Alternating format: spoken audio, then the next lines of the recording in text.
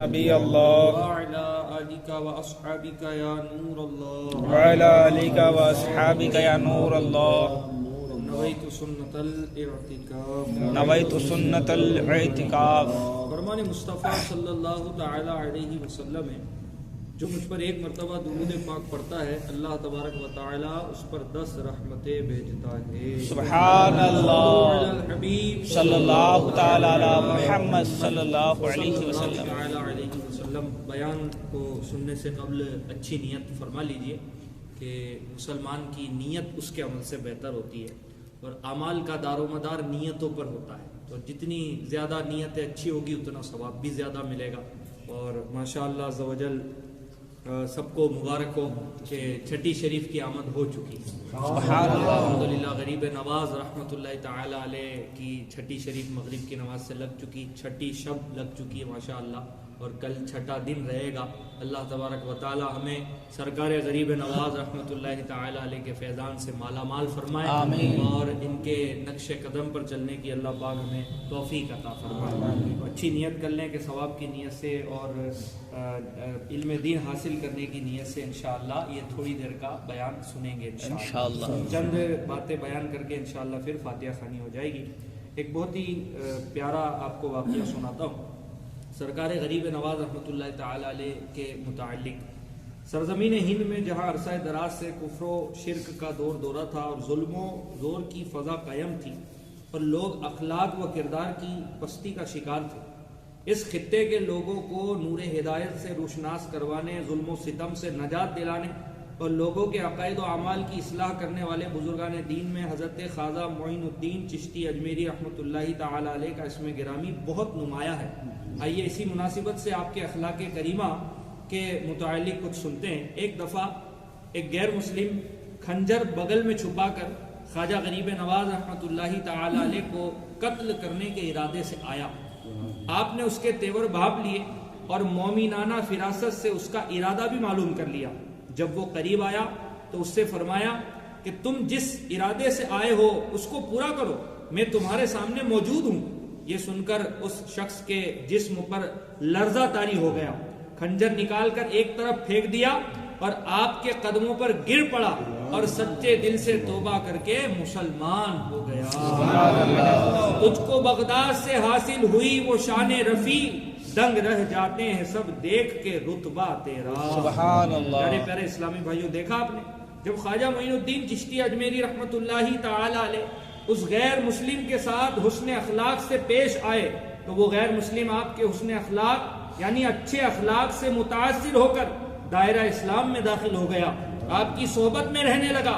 لہٰذا ہمیں بھی چاہیے کہ آپ کے نقش قدم پر چلتے ہوئے کسی کے ساتھ بالخصوص پڑوسیوں، رشتہ داروں اور گھر والوں اور دوستوں کے ساتھ حسن اخلاق سے پیش آنا چاہیے، کیونکہ حسن اخلاق بہت خوبصورت اور عمدہ عادت اور صفت ہے، اس کے بہت سے فوائد ہیں، اور یہ پیارے آقا صلی اللہ تعالی علیہ وسلم کی بہت پیاری پیاری سنت مبارکہ ہے۔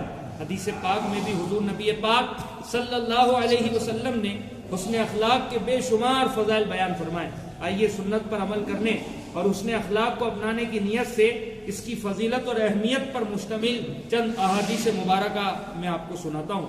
چنانچہ اللہ کے آخری نبی صلی اللہ علیہ وسلم کا فرمان عالی شان، کامل ترین مومن وہ ہے جس کے اخلاق اچھے ہوں اور وہ اپنے گھر والوں پر نرمی کرنے والا ہو۔ سبحان حدیث اللہ۔ مبارکہ یہ کہ کامل ترین مومن وہ ہے جس کے اخلاق اچھے ہو اور وہ اپنے گھر والوں پر نرمی کرنے والا ہو۔ دوسری حدیث پاک کہ میرے نزدیک سب سے زیادہ پسندیدہ لوگ وہ ہیں جو تم میں بہترین اخلاق والے، نرم دل، لوگوں سے محبت کرنے والے اور جن سے لوگ محبت کرتے ہیں۔ سبحان اللہ۔ ایک اور حدیث پاک میں میرے آقا صلی اللہ علیہ وسلم ارشاد فرماتے ہیں، قیامت کے دن مومن کے میزان میں حسن اخلاق سے زیادہ وزنی کوئی شے نہیں ہوگی۔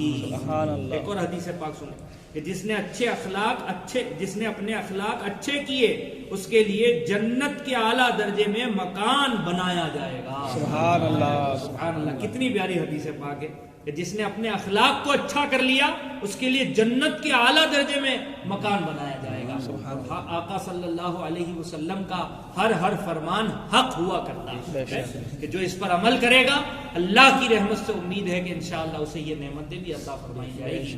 پیارے اور محترم اسلامی بھائیوں، اگر فقط اس اخلاق کے موضوع پر اگر ہم بات کریں اور سرکار غریب نواز رحمۃ اللہ تعالی علیہ کی سیرت کو بھی ہم سامنے رکھیں اور مزید سرکار غریب نواز رحمۃ اللہ تعالی علیہ کی سیرت کو ہم پڑھیں، مطالعہ کریں، آپ کی زندگی کو ہم بغور دیکھیں، تو ہمیں یہ بات پتہ چلے گی کہ آج الحمدللہ عز و جل آپ کے ساتھ مل کر جو لوگ الحمدللہ کلمہ پڑھ کر مسلمان ہوئے، اور آپ جہاں جہاں گئے آپ نے تلوار اور جنگ و جدل کی وجہ سے نہیں بلکہ الحمدللہ اخلاق کی وجہ سے نیکی کی دعوت دی، یعنی اخلاق کے ساتھ نیکی کی دعوت دی، اور لوگ آپ کے چہرے کو دیکھ کر الحمدللہ مسلمان ہو جایا کرتے تھے. پیارے اور محترم اسلامی بھائیوں، اسی طریقے سے اگر ہم صحابہ کا اور اولیاء کرام کا بھی اگر زندگی کا سارا معاملہ اٹھا کر دیکھیں تو یہ بات پتہ چلتی ہے کہ اللہ کے نیک بندے اچھے اخلاق والے ہوا کرتے تھے، اور وہ اپنے دوست احباب رشتہ دار مسلمان تو مسلمان غیروں سے بھی وہ اچھے اخلاق سے پیش آیا کرتے تھے.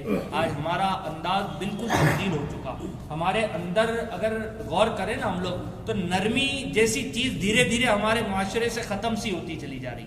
بات بات پہ ہم غصہ ہو جاتے ہیں، بات بات پہ ہمارے اخلاق ایسے برے ہو جاتے ہیں کہ سامنے والا اگر ہمیں دیکھے تو شاید ہمیں جاہلوں میں ہمیں شمار کر دے، کیونکہ اچھے اخلاق مسلمان کی پہچان ہے.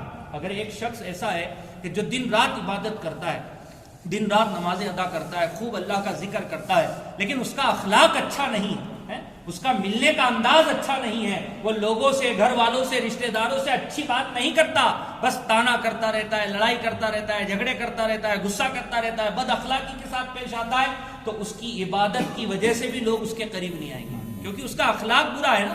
اگر اس کا اخلاق اچھا ہوگا تو لوگ اس کے قریب آئیں گے. اور ایک شخص ایسا ہے کہ بظاہر چلے وہ اگر زیادہ عبادت نہیں کرتا، ہماری بھی ایک مینٹلٹی بنی ہے کہ ہم اگر مان لیجئے کسی مارکیٹ میں گئے ہے نا، سامان لینے کے لیے گئے یا کچھ بھی خریداری کے لیے ہم گئے، اور کوئی شخص، کوئی دکاندار ہمیں ایسا ملا کہ جس نے ہمارے ساتھ بدتمیزی کر دی یا ہمیں رسپانس نہیں دیا، ہمیں عزت نہیں دی یا ہم سے اچھے انداز میں برتاؤ نہیں کیا، تو ہم دوسری مرتبہ اس کی دکان پہ قدم نہیں رکھتے، دوسری مرتبہ ہم اس کی دکان پہ نہیں جاتے. ارے جناب اس کا تو انداز بڑا بےہودہ ہے، یہ صحیح سے بات بھی نہیں کرتا.